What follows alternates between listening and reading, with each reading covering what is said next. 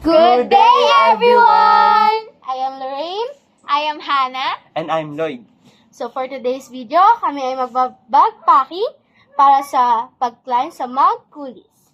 So ayun, arat na! So ayun, saan nga ba matatagpuan ng Mount Kulis, Hannah? Matatagpuan ito sa Sitio Maysawa, May sawa? Barangay Kayambay, Tanay Rizal. Parang maganda-ganda yan ah. Sige nga, saan yung major jump-off natin?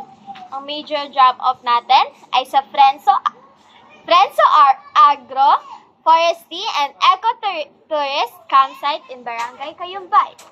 Malapit lang mismo sa Mount Kulis, kaya yan pala yung jump-off natin eh. Yes. Sige, ano yung mga features na matatagpuan natin dyan? Worth it ba yan para sa ano na to, sa climb na to? Worth it to. Matatanaw natin yung Sierra Madre Mountain Range and Sea of Clouds. Matatagpuan natin doon. Meron din doong natural swimming pool, so makakapag-swimming tayo doon. Wow. Makakita din tayo ng mga flower gardens. And yung Noah's Ark, Heart Peak, Lion Falls, and Hanging Bridge! So Ayun nga, magbabagpacking na tayo dahil, syempre, kailangan natin ng backpack. ang bag. Okay. Start tayo. Ano bang unang-unang kailangan natin para sa pag-climb ng bundok? Siyempre, kailangan natin ng Tubig! Para saan? Siyempre, pwede tayo ma-dehydrate. Okay. Sa bagay. Tignan natin sa bag. Siyempre kung merong tubig, merong pagkain. Okay, first is yung pakla. So, yung pack lunch natin para may matino naman tayo pagkain. Di lang naman puro chichirya yung Yeah. kakainin natin doon and biscuits. Siyempre kung meron tayong Tayong kalat, dalang mga food, kailangan natin ng garbage bag. para mapaglagyan natin ng kalat, siyempre, hindi tayo pwede magtapon kung saan-saan lang. Tama. Right. Okay, next. Kung meron tayong ganon, siyempre dapat kailangan natin ng pananggalang sa init. Ay, siyempre. Tama. Kaya tayo ay magdadala ng Sunscreen! Diba? Para ano naman, wala tayong sunburn dyan pag Tama. umakyat na tayo ng bundok. Just may. Paano naman kapag wala tayong sunscreen? Siyempre, kailangan natin ng payong. Payong! Wow! Payong para sa climb. Sige, pwede na yan. At tsaka hindi mawawala yung duyan. Dahil nasabi nga na may Sea of Clouds, kailangan natin ng duyan doon para makikita natin yung Sea of Clouds. Habang nagduduyan. Okay, next. So next naman natin, kung may duyan tayo, 'di ba? Meron dong natural swimming pool, kailangan natin ng extra clothes. Wow, swimming yan. Swimming Init na na init tayo. yun. So, ayun.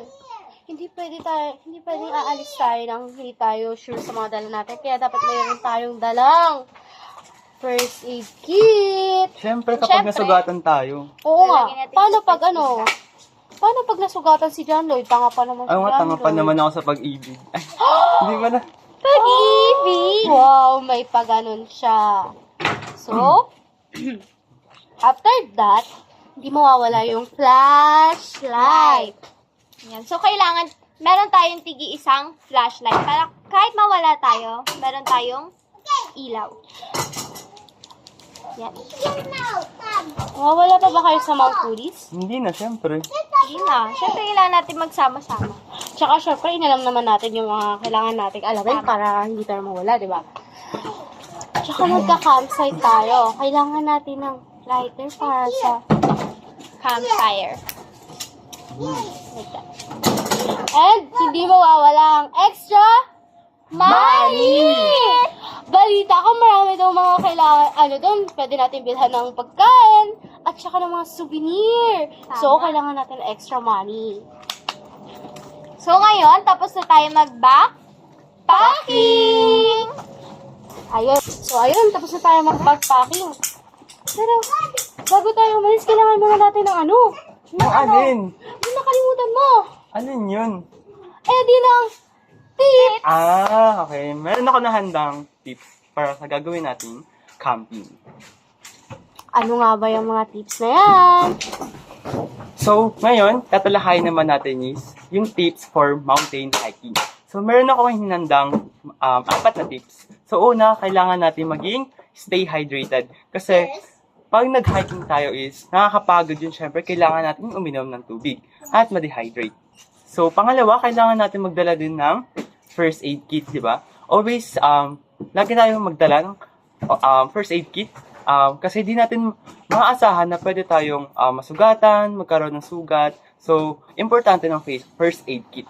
Pangatlo, yung sun protection. So, meron tayong lotion na gagamitin natin para kontra sa init ng araw. At ang panghuli, pray before and after activities. Kailangan natin ng guide ni Lord para magawa natin tong activities and maging memorable. Yun lamang po. Thank you. So, ayun nga. Nasabi na ang tips, nagawa na ang backpacking, nasabi na ang information about sa butok. Kaya ano pang hinihintay natin? Arat na!